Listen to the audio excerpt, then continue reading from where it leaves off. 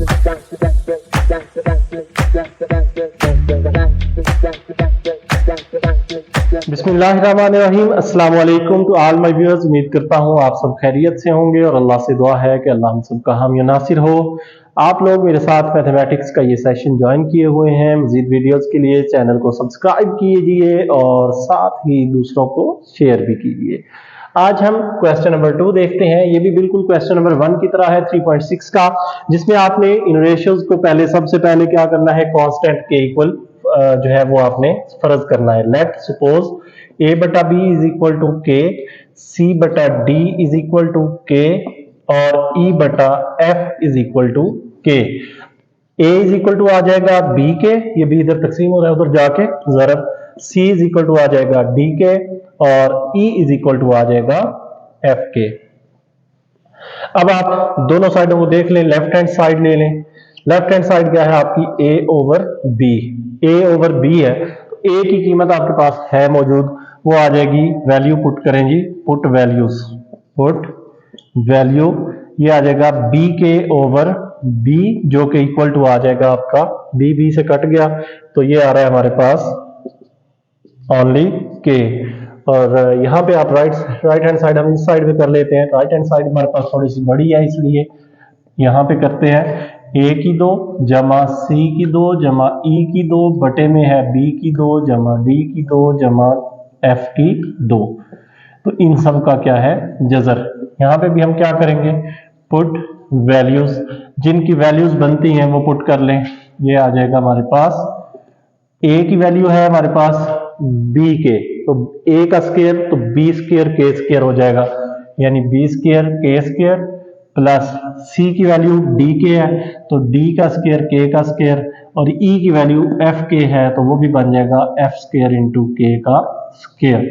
बटे में आपके पास क्या आएगा, ये सिंपल ऐसे ही है क्योंकि इनकी वैल्यूज तो नहीं है।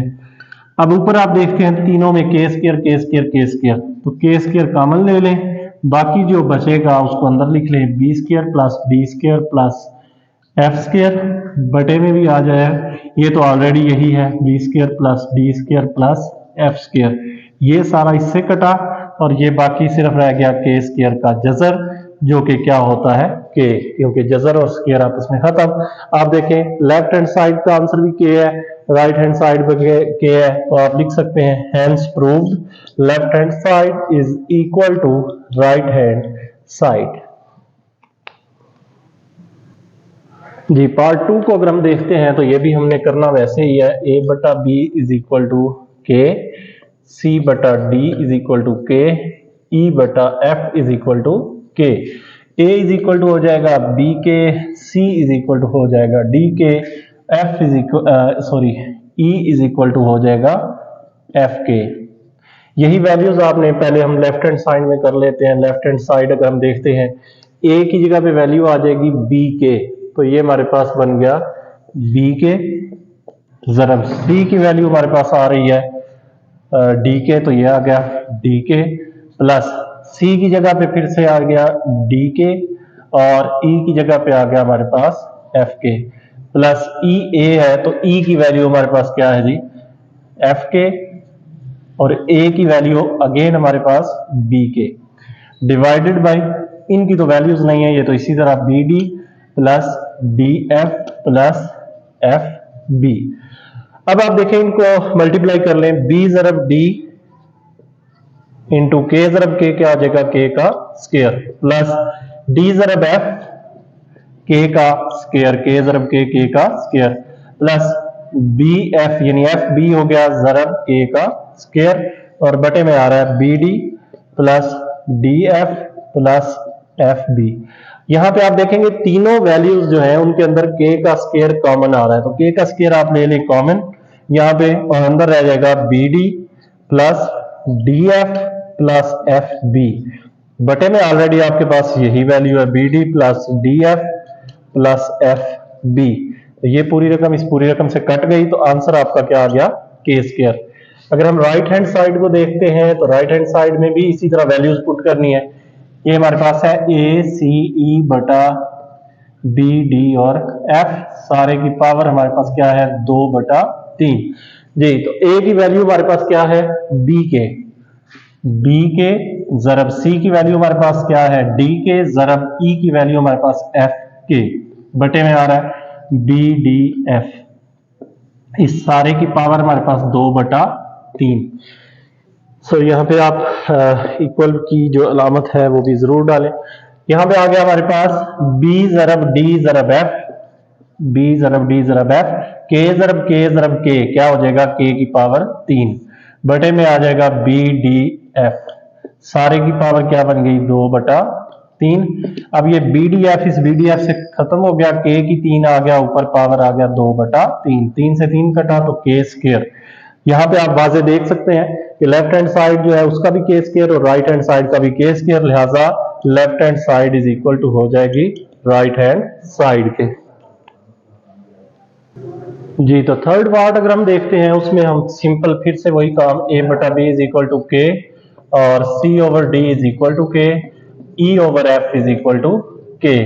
a इज इक्वल टू आ जाएगा हमारे पास b के और c इज इक्वल टू आ जाएगा d के और e इज इक्वल टू आ जाएगा हमारे पास f के।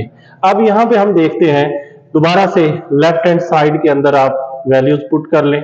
ये आ जाएगा a की जगह पे है b के, यानी ये आ गया b के जरब d के जमा बटे में सॉरी बी डी आ जाएगा। ये मैं एक स्टेप छोड़, आप पहले यहाँ पे रकम लिखें फिर उसमें वैल्यूज पुट करें, लेकिन जगह कम होने की वजह से मैं वो स्टेप छोड़ रहा हूं, मैं सीधा वैल्यूज पुट कर रहा हूं। सी की जगह पे आ गया डी के और ई की जगह पे आ गया आपके पास एफ के, बटे में आ रहा है आपके पास डी एफ जमा ई जो है इसकी पावर जो वैल्यू है वो है एफ के जरब ए की वैल्यू ऑलरेडी बी के है, बटे में आपके पास क्या है एफ बी। ये के जरब के क्या हो जाएगा, के का स्क्वायर, बी जरब डी के का स्क्वायर बटे में बी डी। ये बी जरब डी के जरब के क्या हो गया, के का स्क्वायर। और नेक्स्ट हमारे पास डी जरब एफ और के जरब के का स्क्वायर बटा डी एफ जमा एफ बी जरब के का स्क्वायर बटा एफ बी आ गया। ये आपका कट गया, ये भी कट गया, ये भी कट गया, ये रह जाएगा के स्क्वायर जमा इसका भी के स्क्वायर जमा के स्क्वायर। तो कितने ही दफा है, 3 दफा, तो ये आ जाएगा 3k का स्क्वायर।